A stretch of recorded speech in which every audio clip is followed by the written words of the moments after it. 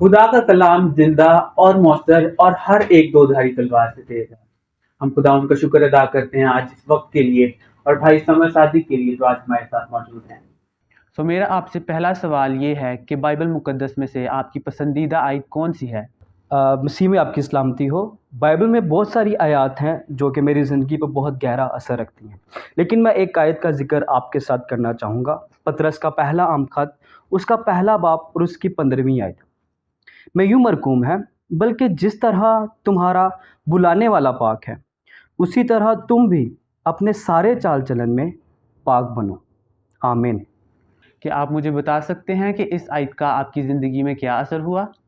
اس آیت میں سے سیکھنے کے لیے ہمیں بہت کچھ ملتا ہے، لیکن میں آپ کو بتانا چاہوں گا کہ گناہ کا کرنا، گناہ کا ہو جانا، اور داؤد نبی بھی اس بات کا ذکر کرتے ہیں کہ ہم اس دنیا میں گناہ کی حالت میں آتے ہیں۔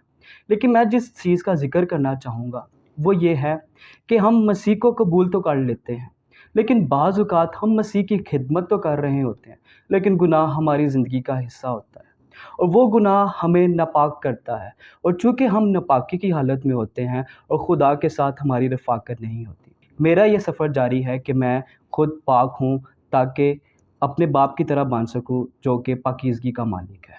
اور آپ اس آیت کے وسیلہ سے ہماری آڈینس کے ساتھ کیا بات شیئر کرنا چاہیں گے؟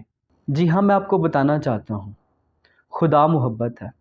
خدا گناہ سے تو نفرت کرتا ہے، لیکن گنہگار سے محبت کرتا ہے۔ تو جیسا آپ نے سنا کہ خدا پاک ہے اور وہ ہمیں بھی چاہتا ہے کہ ہم بھی پاک بنیں۔